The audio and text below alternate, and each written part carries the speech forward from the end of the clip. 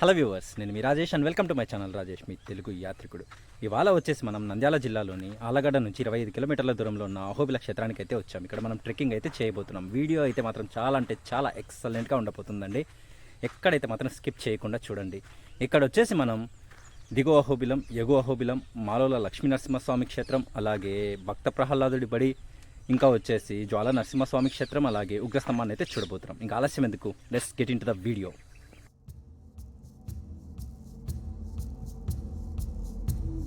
Hello guys, present మన journey వచ్చేసి ఆలగడ్డ నుంచి స్టార్ట్ చేశాము. ఆలగడ్డ నుంచి ఎవ్రీ 1 అవర్కి ఆలగడ్డ టు అహోబిలం బస్సెస్ అయితే అవైలబుల్లో ఉంటాయి.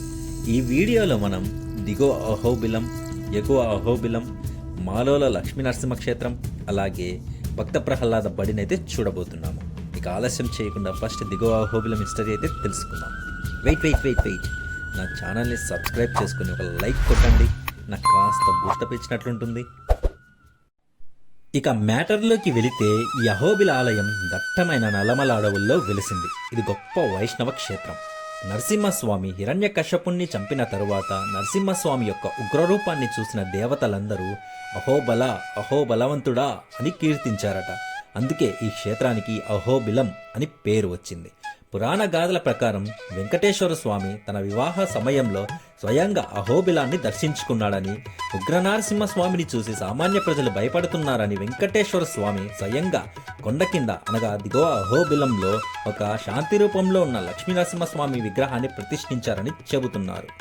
స్వయంగా వెంకటేశ్వర స్వామి ప్రతిష్ఠించిన విగ్రహాన్నే మనం ఇక్కడ చూడవచ్చు.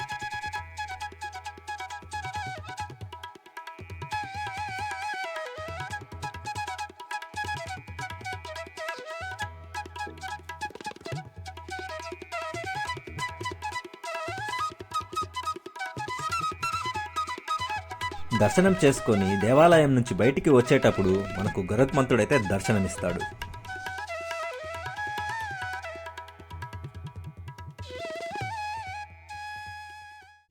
దిగువ అహోబిలం చూసుకున్న తరువాత మన జర్నీ వచ్చేసి ఎగువ అహోబిలానికైతే స్టార్ట్ చేశాము.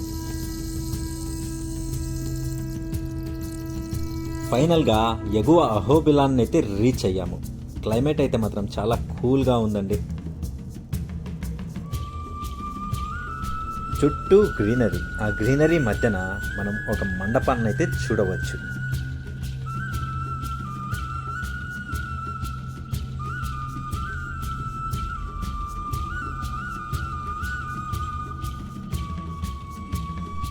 వర్షం పడినప్పుడు చూడాలి. ఇక్కడ ఈ 2 కొండల మధ్య వాటర్ ఫాల్ చాలా ఎక్సలెంట్గా కనపడుతుంది.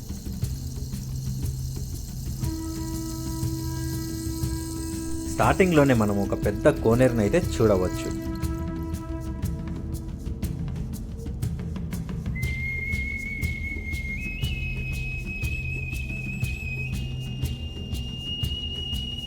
ఈ మెట్లగుండా పైకి వెళితే మనం మెయిన్ టెంపుల్కి చేరుకోవచ్చు.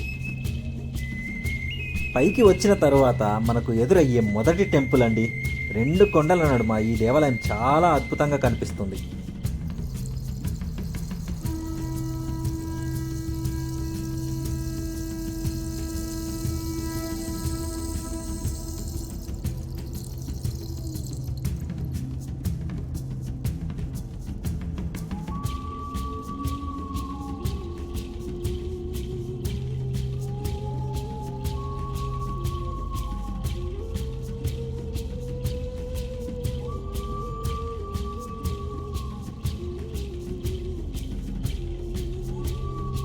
గుడికి ఎడమవైపు నుంచి మనకు ఒక చిన్న మార్గం అయితే ఉంటుంది. అక్కడ నుంచి వెళ్ళి మనం ఉచిత దర్శనాన్ని అయితే చేసుకుందాం.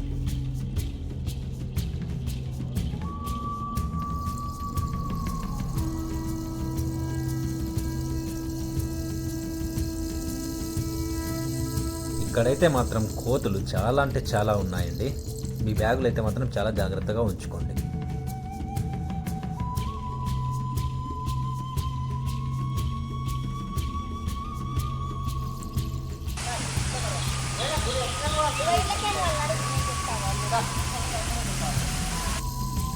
ఇక్కడ నుంచి మనం ఉచిత దర్శనానికి వెళ్ళొచ్చు. భక్తులు చాలా తక్కువగా ఉండటం వల్ల నాకైతే మాత్రం దర్శనం చాలా సింపుల్గా అయిపోయిందండి.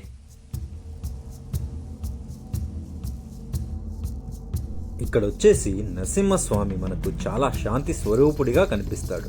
ఒడిలో భక్త ప్రహ్లాదుడు పడుకొని ఉంటాడు.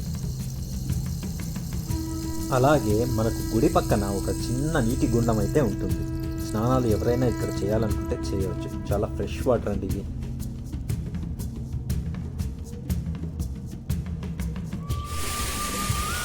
లొకేషన్ అయితే మాత్రం చాలా ఎక్సలెంట్గా ఉందండి. చాలా అంటే చాలా బాగుంది. ఇక్కడ నుంచి ఎగ్జాక్ట్లీ 2.5 కిలోమీటర్స్ ట్రెక్కింగ్ చేస్తే మనం భక్త ప్రహ్లాదుడి బడికి అయితే చేరుకోవచ్చు. మధ్యలో మనం మాలోల నరసింహస్వామి టెంపుల్ని కూడా చూడవచ్చు.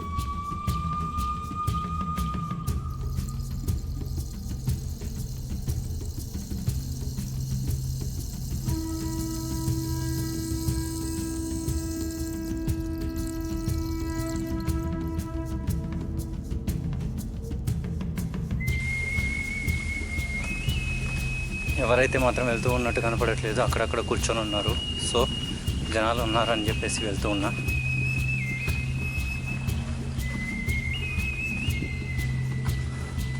పైన ఉన్నారండి.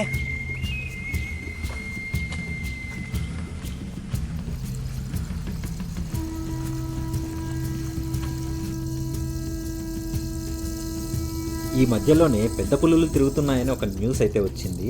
ఇక్కడ చూస్తేనేమో ఒక్కడినే వెళ్తూ ఉన్నా. దేవుడి దయ వల్ల ఎవరో ఒక్కరు ఈ ట్రెక్కింగ్లో నాతో పాటు జాయిన్ అయితే చాలా బాగుంటుంది.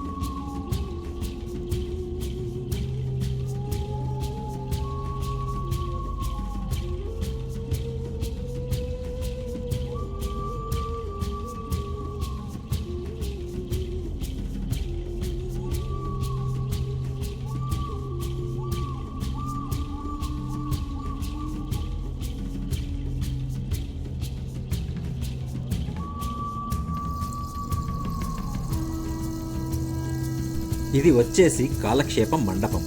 మేబీ ఈ మండపాన్ని రెస్ట్ తీసుకోవడానికి ఉపయోగిస్తారని అనుకుంటున్నాను.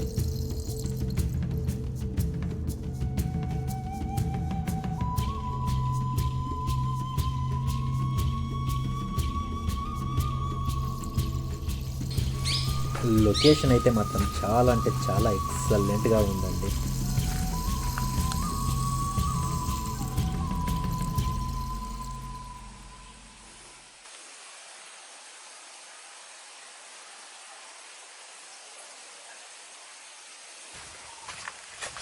ఒక్కరంటే ఒక్కరు కనిపించట్లేదు. వెనక్కి వెళ్దామా అంటే మనసు కూడా రావట్లేదు. ఐ హోప్ ఎవరో ఒకరు నాకు ఈ ట్రెక్కింగ్లో జాయిన్ అవుతారని అనుకుంటున్నాను. ఫైనలీ ఒక మనిషిని అయితే చూశాను. నాకైతే మాత్రం ఈ ట్రెక్కింగ్ని పూర్తిగా కంప్లీట్ చేయగలనన్న ఒక చిన్న హోప్ అయితే మాత్రం నాకు ఇప్పుడు వచ్చిందండి.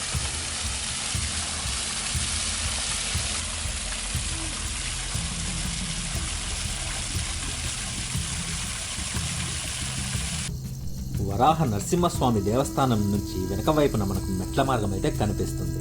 ఇక్కడ నుంచి వెళ్తే మనం మాలోల నరసింహస్వామి టెంపుల్కి అయితే చేరుకోవచ్చు.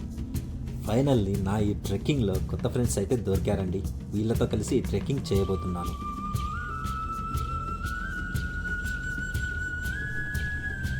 ఈ అహోబిల ట్రెక్కింగ్లో భాగంగా మనం ఫస్ట్ వచ్చేసి మాలోల లక్ష్మీనరసింహస్వామి టెంపుల్కి అయితే వచ్చామండి. లొకేషన్ అయితే మాత్రం చాలా అంటే చాలా ఎక్సలెంట్గా ఉంది.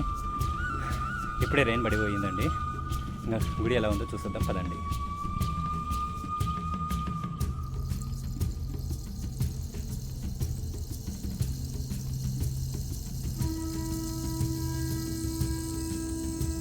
ప్రజెంట్ వచ్చేసి మనం మాలోల లక్ష్మీనరసింహస్వామి టెంపుల్ దగ్గర అయితే ఉన్నాము. టెంపుల్ అయితే మాత్రం చాలా ఎక్సలెంట్గా ఉందండి. ఇక్కడ మనం శాంతి స్వరూపుడిగా ఉన్న నరసింహస్వామిని అయితే చూడవచ్చు. మాలోల నరసింహస్వామి దేవాలయం నుంచి బయటికి వస్తే మనకు ఒక సన్నటి దారి అయితే కనిపిస్తుంది. ఆ దారి గుండా వెళ్తే మనం భక్త ప్రహ్లాదుడి బడికైతే చేరుకోవచ్చు.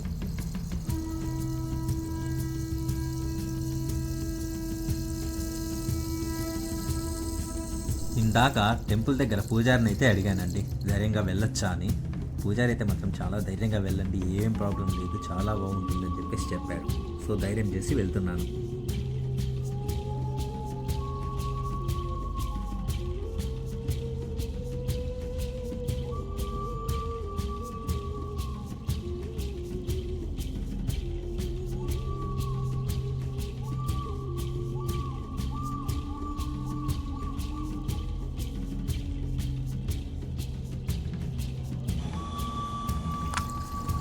అక్కడ నుంచి మనం ఇలా వచ్చామండి పైకి. ఇంకా చాలా ఉంది ట్రెక్కింగ్.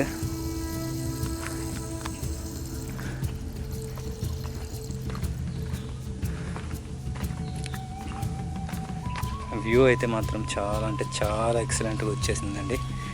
ఇక్కడేనట అండి భక్త ప్రహ్లాదుడు కూర్చొని చదువుకునేవారట. ఇక్కడ చూసినట్లయితే ఇక్కడ కూడా ఏవో అక్షరాలు రాసి పెట్టారు. మొత్తానికైతే మాత్రం ఏమో రాశారు, కానీ అవి ఏంటివి అనేటివి మాత్రం అర్థం కావట్లేదు. అన్ని సున్నాలు రాసి పెట్టారు. ఇక్కడ మనం ప్రహ్లాదుడు నారాయణుడి గురించి రాసిన అక్షరాలను అయితే చూడవచ్చు.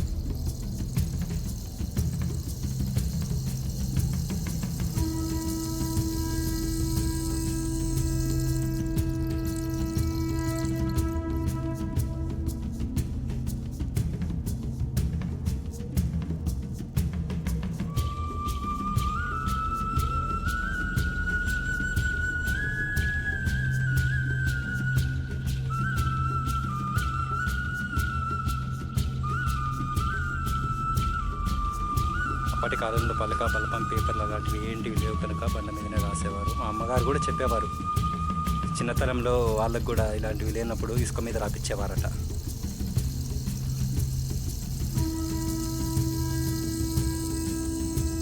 ఇక దేవాలయం దగ్గరికి వెళ్దాం పదండి. ఇక్కడి చరిత్ర గురించి తెలుసుకున్నట్లయితే ప్రహ్లాదుడు వచ్చేసి హిరణ్యకశిపుని కుమారుడు. ప్రహ్లాదుడికి హరినామస్మరణ అంటే చాలా ఇష్టం, కానీ తన తండ్రి అయిన హిరణ్యకశిపునికి హరి అంటే అస్సలు ఇష్టం ఉండదు. అన్ని విధాలుగా ప్రయత్నం చేసి హరినామస్మరణాన్ని మార్పించాలని చూస్తాడు, కానీ ప్రహ్లాదుడు మాత్రం హరినామస్మరణాన్ని చేయడం మానడు. ఇక తన తండ్రి అయిన హిరణ్యకశిపునికి కోపం వచ్చి సొంత కొడుకుని చిత్రహింసలు పెడతాడు.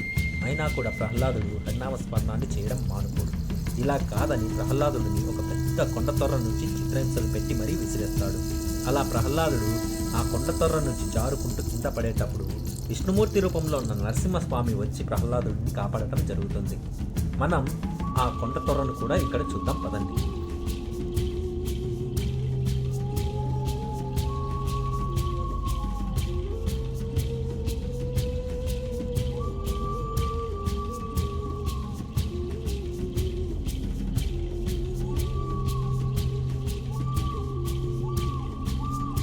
ఇదేనండి ఆ కొండతొర్ర.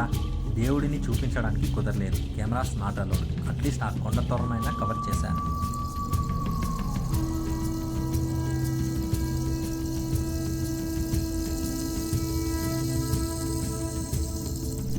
ఇక్కడ మనం చూస్తూ ఉన్నది భవనాశిని తీర్థం.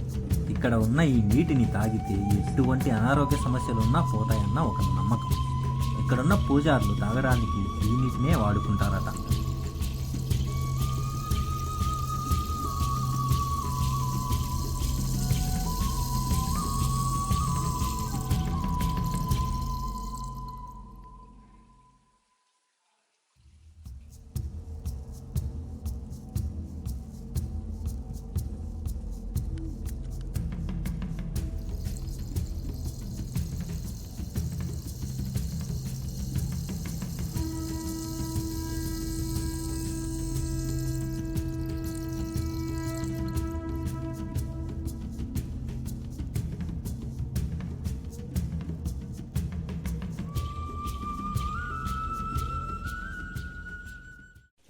ఈ వీడియోలో వచ్చేసి మనం మలలో లక్ష్మీ నరసింహస్వామి అలాగే భక్త ప్రహ్లాదుడి బడి అయితే చూసుకున్నాము.